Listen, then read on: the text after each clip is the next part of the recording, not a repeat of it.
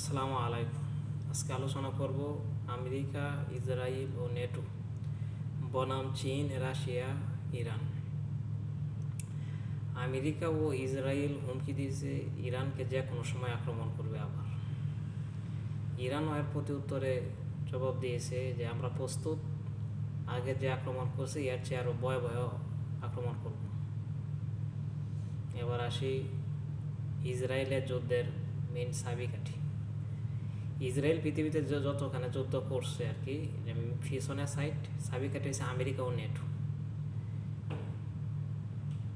আর Israel যত যুদ্ধে হারছে, যুদ্ধে তো হারছে খুব কম, হারছে কিছুদিন আগে ইরানের সাথে। ইসরায়েল হারা মানে আমেরিকার হারা, নেটোর হারা।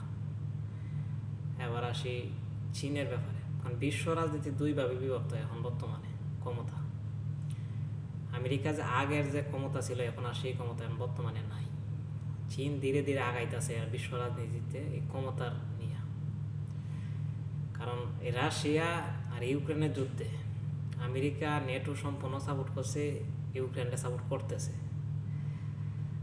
আর চীন সৈন্য দিয়া, অস্ত্র দিয়া, ড্রোন দিয়া সাহায্য করতেছে রাশিয়াকে।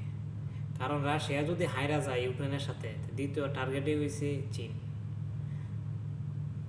তখন আর চীন আর বিশ্ব রাজনীতি বলেন আর অর্থনীতি সব কিছুই ধ্বংস হয়ে যাবে চীনের প্রভাব থাকতো না বিশ্ব রাজনীতিতে। আর আমেরিকা এটাই চাইতেছে যাতে চীনের সাথে যে চীনের অর্থনীতি ধ্বংস, কোনোভাবে চীনের অর্থনীতি ধ্বংস করতে পারতেছে না। চীন যুদ্ধের হাইপ ক্রিয়েট করে টিকে কিন্তু যুদ্ধে জড়ায় না। আবার আসি দ্বিতীয় নম্বর ইরান নিয়ে। ইরানকে সম্পূর্ণভাবে ইসরায়েলের সাথে যুদ্ধের সময় সহযোগিতা করছে চীনে, গোপনে, প্রকাশ্যে কোনো কিছু করে নাই, গোপনে সম্পূর্ণ সহযোগিতা করছে। আর এবং কি যুদ্ধের শেষেও যে অস্ত্র সব এখন আবার নতুন করে এই যে এগুলা করছে, চীন সহায়তা করতেছে। আর ইরান যদি হাইরা যায় তাই চীনের ক্ষমতা সমস্যা হইব মধ্যপ্রাচ্য রাজনীতিতে, বিশেষ করে যেটা চীন কোনো সময় মাইনে নেবে না। এই আর কি। আর ইরান হারবে না, কোনোভাবে হারতে দেবে না চীন ইরানকে। তাই সবাই ভালো থাকবেন। আসসালামু আলাইকুম।